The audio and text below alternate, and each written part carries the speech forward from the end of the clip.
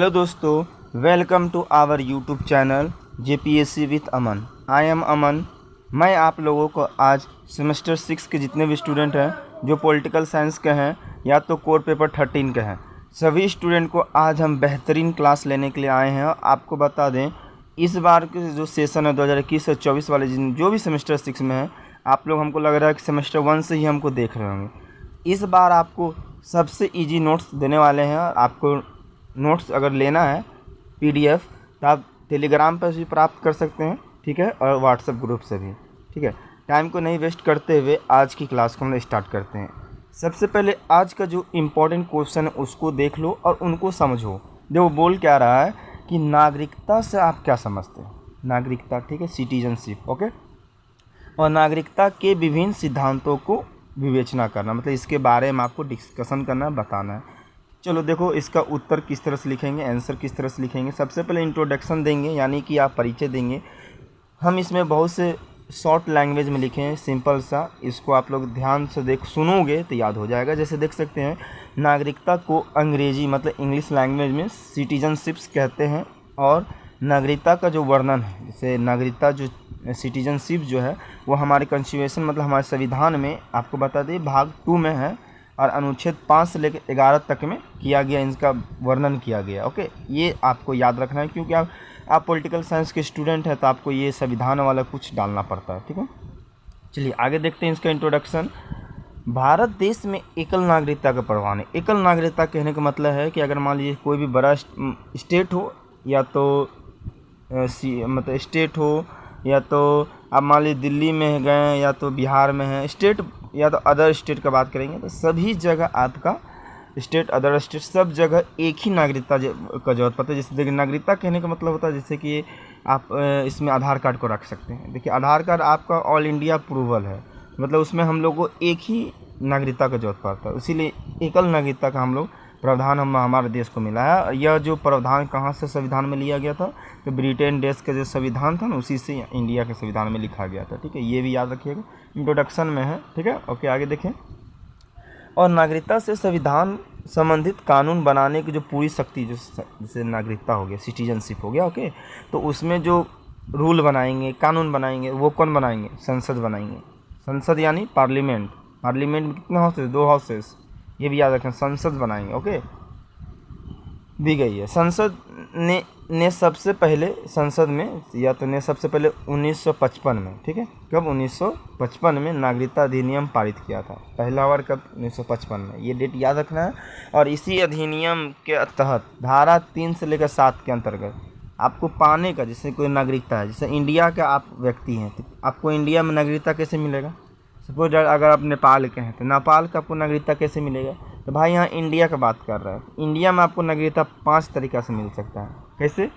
या तो आपको इंडिया में जन्म होना चाहिए, या तो इंडिया में आपका वंशज रहे, या तो पंजीकरण से, या तो देशीकरण से, या तो भारत में नया क्षेत्र के सम्मिलित होने पर जो आया, जिसे पाकिस्तान के साथ इंडिया क्षेत्र आया, उस तरह से। तो आप इस तरह 5 तरीक़ा से इसका नागरिकता इंडिया का प्राप्त कर सकते हैं, ठीक है। मिल जात जैसे नागरिकता आपको मिला तो नागरिकता तो ख़त्म भी हो सकता है, वो हटाने का भी तरीका है। वो उनका निम्न तरीका देखिए, समाप्त भी हो सकता है। वो देखिए, पहला है नागरिकता का परित्याग, अगर आप नागरिकता खुद से छोड़ देते हैं, ठीक है।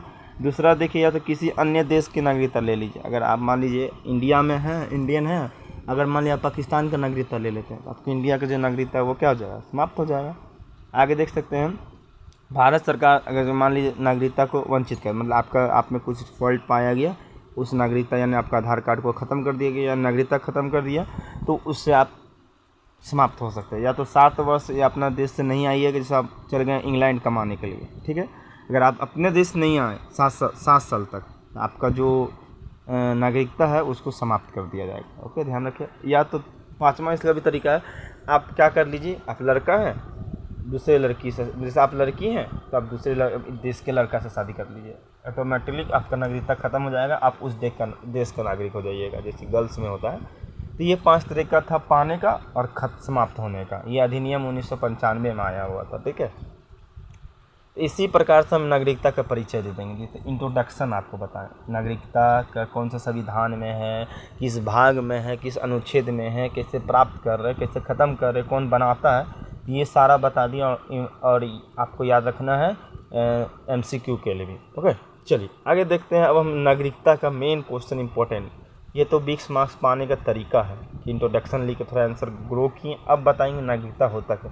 देखो भाई, नागरिकता जो शब्द है ना, वो अभिप्राय नागरिक शब्द से हुआ, मतलब नागरिक जैसे पीपल, नागरिक जहाँ कहीं का भी है ना, उससे बना है, जिसका अर्थ होता है किसी भी नगर का निवासी। जैसे कि हम लोग नगर पहले बोला जाता था, पॉलिटिकल में नगर बोलिए ऐसा ना, जैसे राज्य बोलेंगे तो देश, ठीक है, तो इस तरह से बात होता है। तो यहाँ नगर का मतलब जैसे मान लो हम लोग भारत नगर में रहते हैं, तो भारत नगर के जितने भी निवासी है उसको सबको रहने वाले जितने भी लोग हैं सबको निवासी बोलेंगे, ठीक है। तो परिभाषा देख सकते हैं इसका, तो किसी राष्ट्र या राज्य की वह पूर्ण सदस्यता, जैसे कि कोई भी राष्ट्र या राज्य मतलब देश, राष्ट्र मतलब पॉलिटिकल साइंस मतलब देश होता है, ठीक है, ध्यान रखना। तो जिससे कोई भी व्यक्ति अगर कुछ अधिकार प्राप्त कर लेता है और वह उस राज्य के प्रति उत्तरदायित्व भी रखता है, तो ऐसी व्यवस्था को नागरिकता करते हैं। जैसे मान ली इंडिया का आदमी है और इंडिया में सब कुछ कर रहा है, इंडिया में खा रहा पी रहा है रह रहा है, तो वो सारे चीज़ ग्रहण भी कर रहा है, तो उस तरह की व्यवस्था जब मिलने लगता है उस व्यक्ति को, तो नागरिकता, उसी चीज़ को नागरिकता कहते हैं, ठीक है।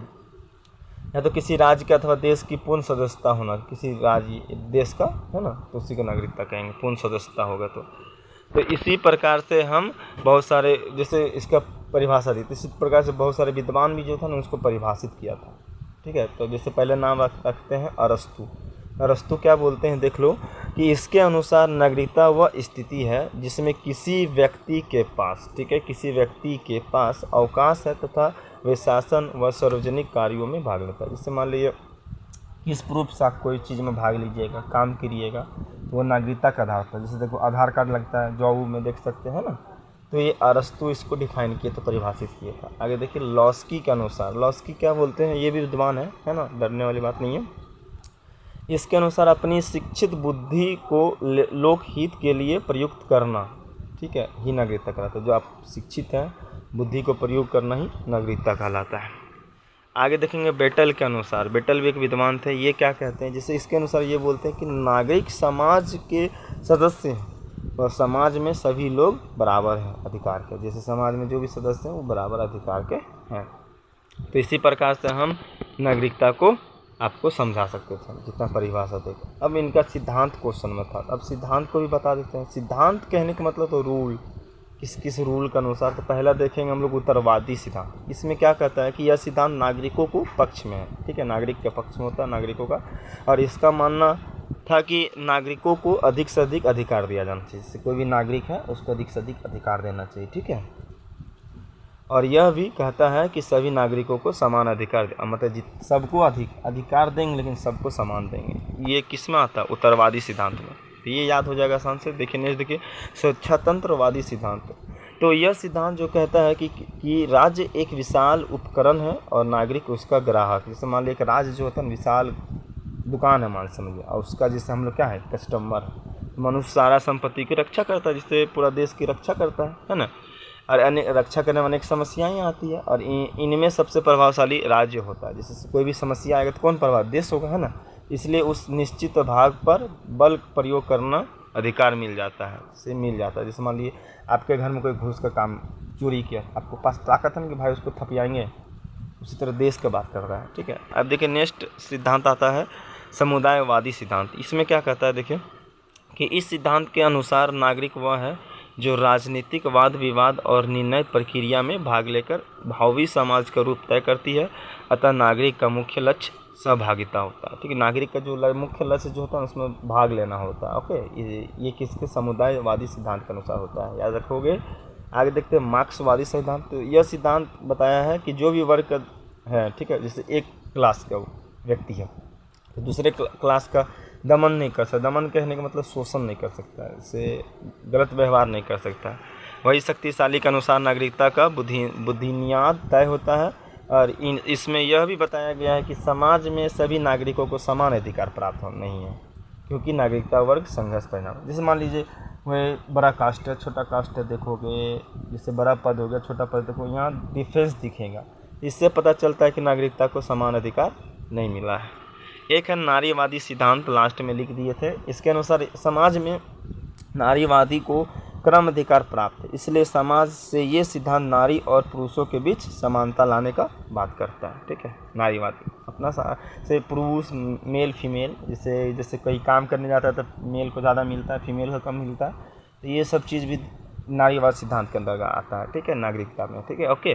अब देखेंगे लास्ट में हम लेके देंगे निष्कर्ष, कंक्लूजन बात करेंगे। तो हम कह सकते हैं कि नागरिकता वह स्थिति है जिसमें किसी भी व्यक्ति की राजनीतिक समुदाय का सदस्य होता है। जैसे मान लीजिए कोई भी क्षेत्र का वो सदस्य कहलाएगा, किससे पता चलेगा भाई? वो नागरिकता से। आपके पास आधार कार्ड है, पैन कार्ड है, कोई चीज़ है, तब ना पता चल रहा है कि भाई तुम यहाँ के प्लेस को हो, इस देश के हो, इंडिया को हो, पाकिस्तान को हो। तो ये सब चीज़ किस पे डिपेंड करता है? नागरिकता यानी सिटीजनशिप्स। आपको इतना सारा चीज़ बताने के बाद आई होप यह क्लास आप लोगों को अच्छा लगेगा। अगर अच्छा लगा तो दोस्तों में शेयर कीजिए ताकि सभी को क्लास सबके पास हेल्पफुल हो सके, सब स्टूडेंट पढ़े। इस बार सेमेस्टर 6 का फाइनल एग्जाम, इसलिए अच्छा से पढ़िएगा। फिर मिलते हैं नेक्स्ट वीडियो में, तब तक के बाय बाय।